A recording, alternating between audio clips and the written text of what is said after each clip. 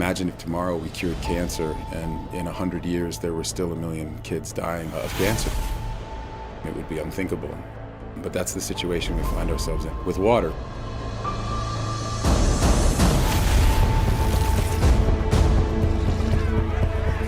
By 2025, 1.8 billion people will be living in water-stressed regions. We are reaching a perfect storm in terms of water.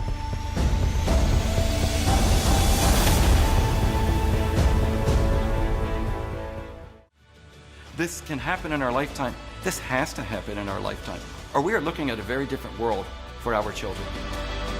How lucky are we that we're the ones who get to solve this? In 100 years, people are going to wish they were alive and they could solve a problem this big.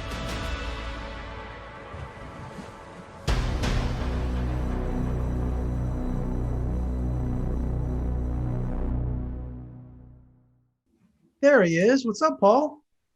Oh, hanging in. Yeah, absolutely. All good. Thank you. Oh, excellent. Where are you at these days? I'm in Las Vegas. Very cool. Yeah, I'm in Ireland. Are you really? Oh, Yeah. love your country. I was there about 5 years ago for 2 weeks. I'm a big movie buff, so I had to get to we went to the county of Cork, had to get to where they filmed The Quiet Man with John Wayne. That was my goal. Oh, fantastic. And then we came back to, we stayed in Dublin for the last week, the hottest July on record. This was like 5 years ago. And you guys don't have air conditioning like like we do in the desert here in Las Vegas. There was one new American hotel that opened up right across from the stadium in Dublin, and we saw a championship hurling match. So I had a great time. Yeah, so I brought a hurling stick back home, try to get that through security, right? You know.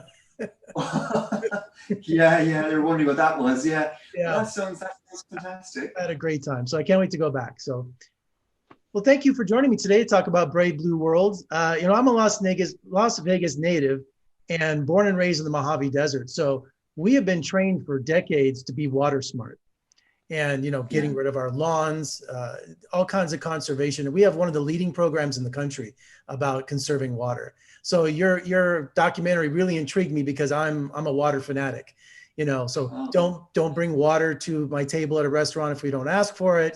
Don't how to do get rid of your lawns and do desert landscaping and water smart. So and I loved about how your documentary was, I've seen a lot of these and they're all of gloom and doom, but yours was about solutions, because I'm always asking filmmakers at the end of our interview, what's the call to action? What can I do after seeing this? Your whole movie is a call to action, which is great. And I just think locally and, do the right thing. So tell me about, you're not just only the executive producer, but you're also an activist for water conservation. Yeah, I come at it from a solutions perspective. I've been spending my career for the past 20 years in trying to research and come up with new technologies that can solve the global water crisis. And, as I travel around the world to different places, some parts of the world, they really get this, it really resonates with them.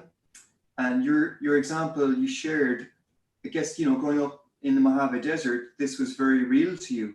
And the example you shared is just your awareness of not wanting to bring water to the table if it's unnecessary. That's where it starts, with just people really resonating with this. So I could see that if I went to Singapore or the Netherlands or Israel, where they're very much at the leading edge of solutions, common denominator was that the level of awareness was really high. I'd notice it when I arrived at the airport and I'd jump into a cab or an Uber, and on the way in I'd be chatting with the driver and he'd say, "What are you here for?" And I'd tell him what I was doing, and straight away it would spark a conversation. And I always felt if you can get to that stage where people connect with this, they value it, they appreciate it, then it's so much easier to roll out the solutions. So I come at it from the perspective of an activist, someone who's within the water sector, who perhaps could see a story. I had this vantage point where I could see the pieces and I could see how they all fitted together. And the idea was that, it will be a hopeful story as opposed to a doom and gloom story. And 1.5 billion people have no access to clean water. There's going to be a great migration of water. There was a documentary that really struck me a few years back called Blue Gold. I don't know if you ever saw it, about water. And it was about how corporate America and corporations were racing around the world, securing whatever fresh water rights were left, like in Brazil or local aquifers. And they were just taking water and selling it back to us for, dollars, and said, we can get free tap water, And, but then your documentary again it's not about finding what is left in the world, but it's drinkable versus non-drinkable, about recycling. And it reminds me of my first law of energy. You know, it's neither created nor destroyed. It's just changes one form to another. Same with water. So we're drinking the same water that was drank in biblical times, you know? So, and I love about how you feature people with solutions. And the first one that really surprised me was Jaden Smith, Will Smith's son, the water box, using his celebrity, but he seems very sincere about his quest to bring the water box to people. Yeah, no, you picked the right word there in relation to Jaden Smith, sincere. When I met him, we met him at a hotel in London, or he was doing a live concert and a live gig, and he came across as being very earnest, you know, which is the same idea. He's very genuine. He's committed to this. He's very well informed. He really understands the issues. So he's, like a lot of his generation, super smart, super turned on and dialed in, and very much, sincere and in earnest. And I've known Matt Damon for years, has been a water conservationist and activist, and water.org. He's featured in your documentary too. And again, he's on the forefront of bringing awareness to this issue. Yeah, Matt Damon's really been at this for so many years now. He's lived it, he's breathed it, he's experienced water walks in Zambia, as he speaks about in the film. So again, when we met with Matt in Davos in Switzerland, and his co-founder, Gary White, they were both, you know, very down to earth. That's what always, I suppose, is remarkable, really, when you meet people who have such celebrity, oftentimes is how down to earth they are, and committed to this cause. So, you know, he devotes his time to his family, his movie career, and then water is the third part of his life. And it's not just about drinkable water, it's about sanitation. So when you had the gentleman for Sanovation, was it in India? I mean, or it's just unbelievable that, you know, what's good is clean drinking water if you're sitting in cesspools and cholera and everything like that. So about him trying to clean up for sanitation, something that I never even considered when it comes to water. Yeah, right. I mean, we came across a really memorable quote from Gandhi about this, and he said, something sanitation is almost as important as independence, that it's so fundamental to life. And I think Bill Gates, as he stood back and looked at where he wanted to devote efforts from the Bill and Melinda Gates Foundation, he looked at water, but he chose to focus on sanitation with the Reinvent the Toilet campaign and exposition, perhaps because it's less looked upon. But you're right, it really is a flip side of the same coin.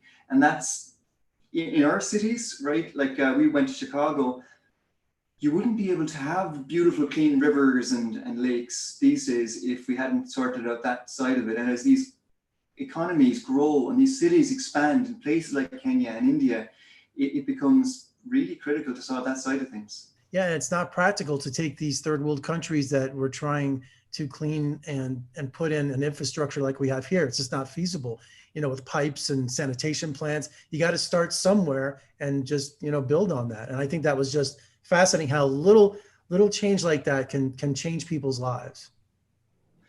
Well, and I think you're dead right to 100% that those countries won't be able to go in one move from where they are now to, you know, fully fledged sanitation systems. They have to do it probably in a different way. And Mexico City, 20 million people, you know, they're my neighbors to the south, and people don't realize their water's vanishing and they're sinking. And it reminds me of Johannesburg, also in South Africa, no fresh water. So, you know, I think this recycling idea is just in time. I really do. Well, Mexico City is famously sinking as they pump down the groundwater from underneath it. And you can see this very visibly. If you walk along at the cathedral in the center of the city, you step down to get into that cathedral now. Like it's been slowly, and then they're not unique. But Mexico are thinking, why don't we take that wastewater and inject it into the ground, and that would solve a lot of problems. And the part of the documentary that really struck home with me was the L'Oreal Cosmetics and the recycling of their water.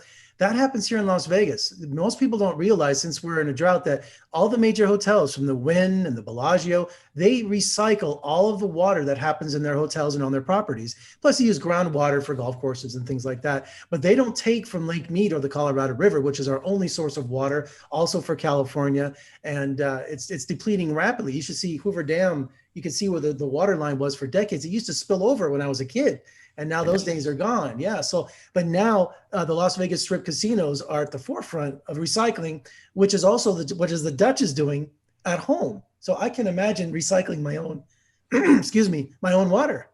Getting excited. You can, right? Well, you take in every element of it. Like, I must say, I'm very impressed.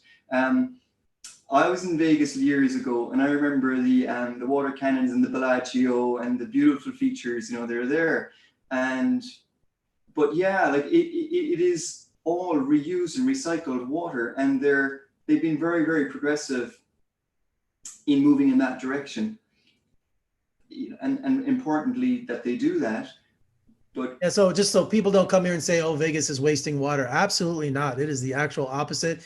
That is their own water, and it's not drinkable. It's not potable, but they still recycle everything for landscaping, for showers, for laundry. So they're very progressive. And I just think that's I think that's the solution in the future, that we're going to recycle in our own homes, our own water. So that was a great point in your documentary. It's going to get miniaturized and smaller. I think that's what we may see happening, that we're going to see the transition, like from a mainframe computer to a personal computer, starting to happen in water, where we can do this at very different scales. And we can learn from what astronauts are doing as they live on the space station, which is shown behind you there, or indeed try and go even further afield. We're going to have to get ever more clever, but that can have just as much applicability in a remote part of Africa with no access to water, or a desert here on the planet. And finally today, Paul, tell us what people watching this interview can do. What's their call to action? What's something specific you would recommend? Just to know that there's an issue that is here. It's closer than you think. The good news is we have solutions, and people are part of this. And whether that's looking to your brands and thinking, wow, that's really cool that L'Oreal are involved, or asking about other brands that you buy from, what are they doing? And supporting the ones that do and encouraging others to do more. That's one key thing. I think being open to those ideas, so that if the city or were to propose something that people go, wow, that's cool, I didn't know we could do that. Getting involved in supporting some of the innovators. And for many people, they may not be aware that there's a tremendous opportunity to make a difference in their own career, whether they're coming from a finance background or biotech. There are opportunities to make a difference in water. Well, people better realize that water is going to be the oil of this century. I mean, that's the commodity that everybody's going to be going after. And instead of it being exploited, we should just recycle what we have. So thank you so much for joining me today. Fascinating documentary. And let's talk again soon. Looking forward to it. Thanks a million.